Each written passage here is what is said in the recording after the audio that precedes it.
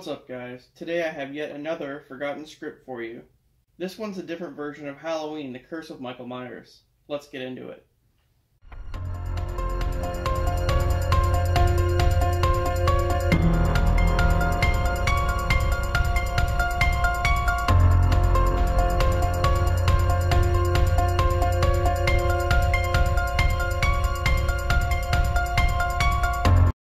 So, this is the original script of the film, but it was titled Halloween 666, The Origin of Michael Myers, and was written by Phil Rosenberg. However, after reading it, Mustafa Akkad, who owned the rights to the franchise, hated the script, and Rosenberg was taken off the project. Tommy Doyle, Loomis, and Sheriff Meeker all return for this one. However, Loomis and Meeker have very small roles. Tommy, on the other hand, is one of the main characters. The other main character is Dana. So Halloween has been banned in Haddonfield ever since the events of Part 5, which took place 5 years earlier.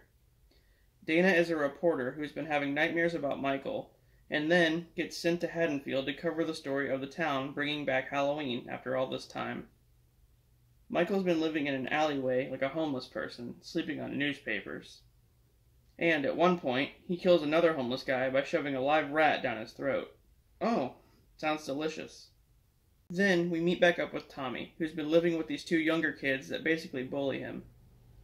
He's still the same Tommy from Curse of Michael Myers, kind of obsessed with Michael and the other guys, thinking he's weird. So at one point, Tommy has on this VR helmet and he's playing a game, and we see a druid cult of some kind about to sacrifice someone. I guess it's foreshadowing something that might happen later, but we'll get into that. Anyway, then he goes down to the street with a megaphone and starts trying to convince everyone to not bring Halloween back. Dana shows up with her news crew and interviews the citizens of town about what happened 5 years ago. Here, we get a cameo from Sheriff Meeker talking about how Michael killed his daughter, and now how everyone is praising Michael Myers like he's some kind of celebrity. Tommy goes looking for Dr. Loomis for help and finds him committed to a mental hospital. Donald Pleasance only has a small cameo in this as well, which sucks. Loomis has pretty much hit his breaking point after chasing Michael for all these years and has given up. He tells Tommy to stop chasing him, but knows that he won't. Meanwhile, Dana interviews a guy who works at a costume shop, who Michael kills not too long after by shoving a grilling tool through the back of his head. It literally goes all the way through and out of his mouth. It sounds pretty brutal. And Michael's been unmasked up until this point, so here's where he gets the mask. He goes around the shop and picks up different ones. He picks up a Freddy mask, a Jason mask, and then he throws them aside, settling on the traditional white one. Also in the background, they show the Silver Shamrock mask as a nice tribute to Part 3. Dana goes to visit her grandma and sees Michael, but it turns out just to be a random person, because now Michael Myers is so popular, all the kids in town bought his mask. I'm not even sure why they would sell that. It doesn't make any sense, after all the shit that happened. But then again, in real life, we have Dahmer costumes, so yeah. Then a preacher shows up to town, who's named Father Carpenter, after John Carpenter, of course. He's kind of like Crazy Ralph from Friday the 13th. He just goes around saying crazy shit about Michael. After a while, Michael goes after Dana and the news crew. He kills the driver of the news van and crashes it into a swamp, with the others in the back unaware of what's happening. Yes, Michael stole a van, and he crashed it into a swamp. Alright, hold on. Just hold on. As the others are looking around in the swamp for the driver, who's missing now, Michael kills them off one by one, aside from Dana. All of a sudden, Michael tries to kill another guy in the cab, and the van takes off, speeding back towards town, nearly running over the preacher in the process. The van comes to a screeching halt, and Michael disembowels the other driver. As Michael's busy hurting the preacher, who's laying on the ground, Dana takes off into the woods. Just as this is happening, the camera pans down on the preacher to reveal him wearing steel-toed boots. Yep, the preacher is the Man in Black, not Wynn. You know the Man in Black, right? The guy who broke Michael out of jail at the end of 5? Yeah, him. So, they briefly mention Jamie Lloyd as well. Back to Loomis, he tells Tommy that Jamie has gone missing, so now Michael has no more family members to go after. Until they find out that Dana is yet another one of Michael's sisters and was adopted a long time ago. Oh, of course she was. So Michael chases Dana back to Tommy's house, where there's a huge Halloween party happening. When Michael approaches the door, one of the bullies answers dressed as Pinhead. Ha, a nice little crossover there. Then, we get a POV from Michael's perspective of him just lingering and hanging out at the party. One of the partygoers is dressed as Jason and asks Michael to dump a beer down a beer bong for him. So he sets it up, but instead of helping him, Michael drowns him with the beer and shoves the beer bong down his throat. Man, Michael's really got a thing for throat stuff in this one, doesn't he? In the center of the party, you see Judith's tombstone just sitting there, being used as a centerpiece of some kind. I guess the two bully kids stole it from the graveyard. And this next part is pretty ridiculous, so hang on tight. Upstairs, Tommy's showing Dana his VR machine, which he tells her is like a Ouija board of some kind that can unveil Michael's true origin. But only if he can progress further in the game. So I guess it's like a video game about druids from like back in the day, but also it serves as like a Ouija board that shows Michael's origin. I don't know what's happening here. But he can only see his origin if he gets past a certain part that he's stuck at. I guess I don't know.